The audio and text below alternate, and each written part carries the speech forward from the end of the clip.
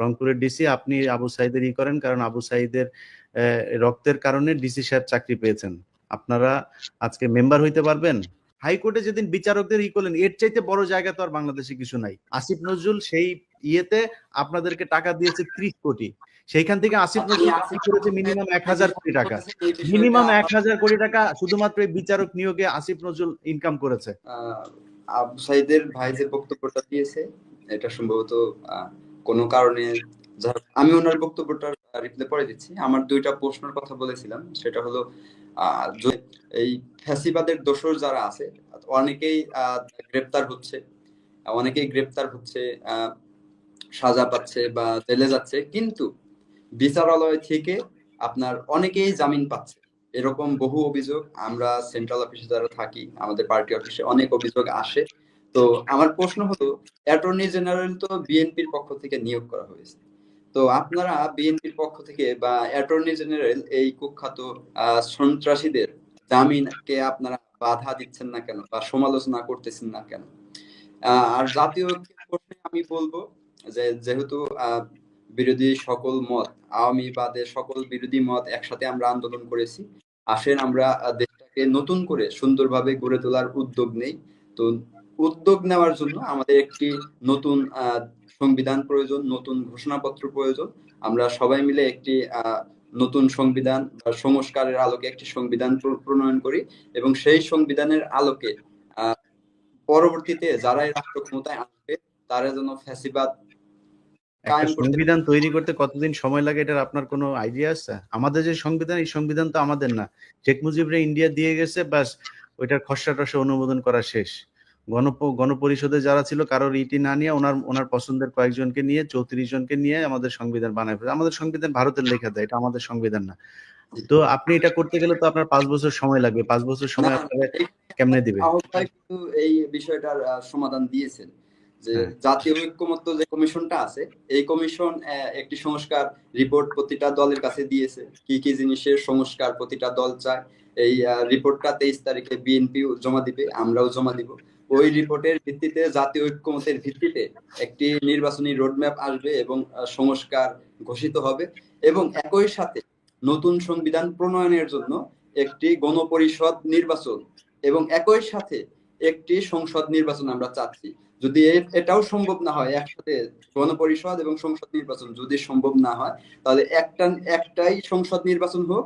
ওই সংসদের কাজ হবে দুইটা, একটি হলো আইন প্রণয়ন এবং নতুন সংবিধান প্রণয়নের জন্য ওই যে নতুন সরকারটা আসবে বা নতুন পার্লামেন্টারি মেম্বার নির্বাচিত হবে, তাদের কাজ হবে নতুন একটি সংবিধান প্রণয়ন করা জাতীয় ঐক্যমত্য। আবু সাইদের পরিবার যেই অভিযোগটা করেছে, সেই অভিযোগের স্বাভাবিক, কারণ হাসনাত, নাহিদ, সার্জিস ওনারা যারা আছেন ওনারা অত্যাধিক ব্যস্ত থাকেন, এত চাপ। আমরা যারা সেন্ট্রাল বডির সদস্য আছি, আমরাও 10 সেকেন্ডের জন্য দেখা করতে পারি না, এত চাপ, এত লোকজনের সাথে তাদের মানে দেখা সাক্ষাৎ করতে হয়। তো আপনাদের কাছে আমি ক্ষমা প্রার্থী, আমরা সঠিক সময়ে আপনাদের, কারণ আমাদের সময় তো 48 ঘন্টা না, বা আমরা একজন মানুষ 3টা মানুষের রূপ প্লে করতে পারতেছি না। আপনারাও যেমন সাধারণ মানুষ, আমরাও তেমন সাধারণ মানুষ। তো আপনারা আমাদের সাথে যদি থাকেন তাহলে বুঝতে পারবেন যে আমরা, আমাদের যারা সিনিয়র নেতৃবৃন্দ আছে তারা কত ব্যস্ত। তো আমি আন্তরিকভাবে শহীদ পরিবারের কাছে দুঃখ প্রকাশ করতেছি। তবে রংপুরে আবু সাইদের পরিবার যেহেতু রংপুরে থাকেন, ওনার দায়িত্ব বহন করা, রংপুরের যিনি ডিসি আছেন, রংপুরের যিনি সরকারের কাঠামোতে তারা দায়িত্ববান আছেন, তাদেরকে বহন করা উচিত বলে ওনাদের দায়িত্ব এটা। আর আপনারা হচ্ছে মসজিদের ঠিকাদারকে ধইরা তারপরে ভাঙচুর করে 5 লাখ টাকা খাওয়া, এটা হচ্ছে আপনাদের দায়িত্ব। বুঝতে পেরেছি। জি, আপনার সবশেষ বক্তব্যের জন্য ভাই আপনাকে ধন্যবাদ। আপনারা কি করবেন সেটা আমরা বুঝতে পারলাম। রংপুরের ডিসি আপনি আবু সাইদের করেন, কারণ আবু সাইদের রক্তের কারণে ডিসি সাহেব চাকরি পেয়েছেন। আপনারা আজকে মেম্বার হইতে পারবেন। আপনাদের যা মেম্বার হইতে বললেন, তো আসিফ মেম্বার হইতে পারেন কুমিল্লাতে। আমার বক্তব্যটা হয়তো ভুলভাবে নিয়েছেন। না, আপনার বক্তব্য যেভাবে বলেছেন সেভাবেই শুনলাম আপনার বক্তব্য। সব মানুষ, ধরেন বাংলাদেশের সব মানুষের প্রত্যাশা আছে, আমাদের হাসনাত আব্দুল্লাহ, নাহিদ ইসলাম, টপ লিডার যারা আছে, ভাই আপনাদের কাছে কোনো প্রত্যাশা নাই ভাই। আপনার কি, আপনি কে বাংলাদেশের? কে আপনি? নাহিদ কে বাংলাদেশের? আপনি ভাই কেউ না, এসেছেন এই জন্য আপনার দলের লোকজনের আপনি চিকিৎসা করাবেন, আপনার দলের লোকজন ক্ষতিপূরণ দিবেন, এদের হত্যা মামলাগুলোর বিচার করবেন, জুলাই আন্দোলন নিয়ে যা হয়েছে। এরপরে যদি মানুষের ভালোবাসা যদি আপনি অর্জন করতে পারেন, আপনার ভোট করে তারপরে আসতে হবে। আপনি কি হইতে চাইতেছেন? আপনি কি আজীবন এইভাবে থাকতে? আসিফ নজরুল না, বলবে আমি তো যে বাবা তোমরা আরো 10 বছর থাকো, আর 10 বছর থাকবে। আসিফ নজরুল, রেজওয়ানা আর মিলে আপনাদেরকে 10 বছর ক্ষমতায় রাখার যে ধান্দাবাজি করতেছে বিএনপি, আপনার এটা মানবে মনে হয়? শিবির মানবে এটা?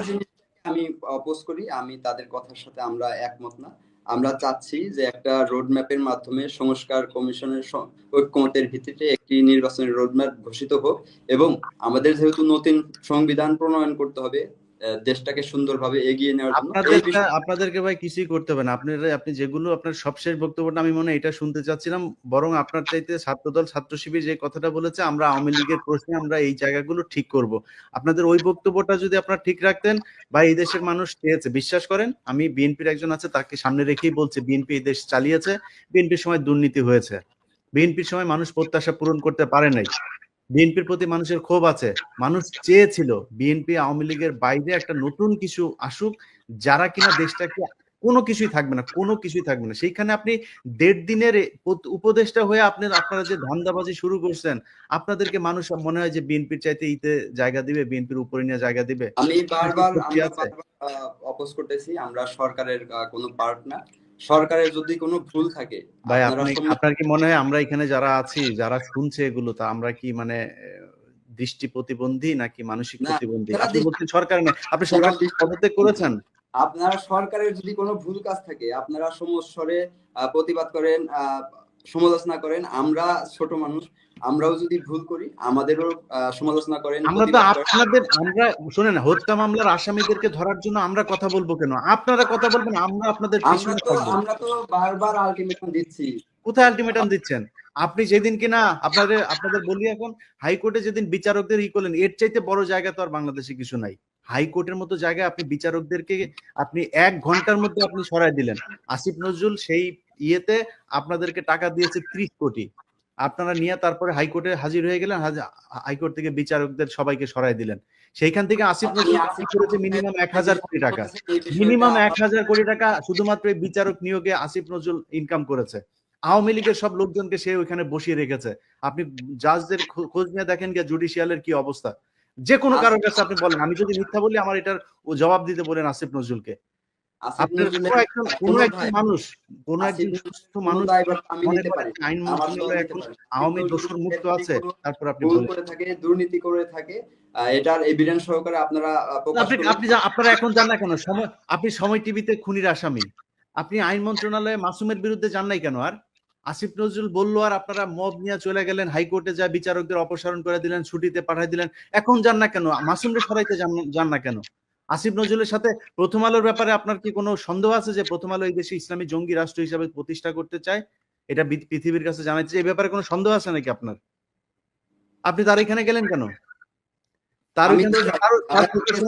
ভাই আপনি তো এনসিপি, আমি তো আপনাকে এনসিপি হিসাবে কথা বলছি, আপনি না বললে তো হবে না।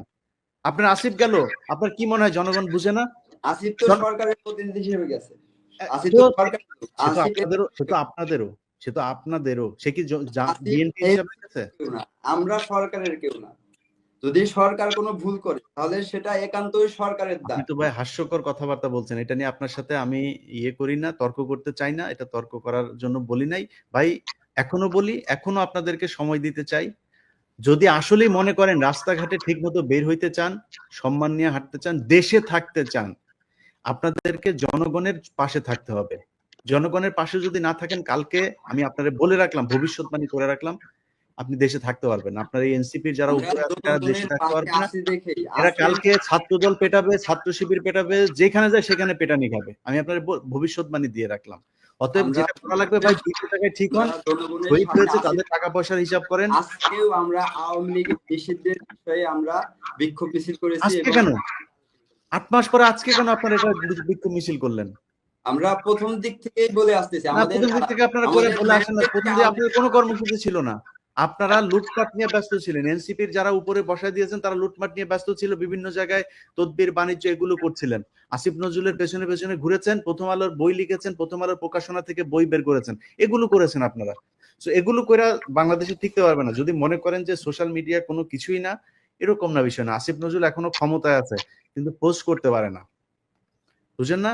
পরিস্থিতি কিন্তু ভালো নয় আপনাদের জন্য। সো আপনাদেরকে ভাই আমি জনগণের দিকে চিন্তা করতে হবে, মানুষের পক্ষে আপনাদেরকে থাকতে হবে। না দ্বিমত থাকলে জানাচ্ছি, আপনি সেটা ঠিক হলো আছে, সেই টাকা আপনাদের হয় না এখন। গত একদিন 2 দিন আগে হয়তো পোস্ট দিয়েছিলেন যে এরকম দুর্নীতি হচ্ছে, হ্যাঁ।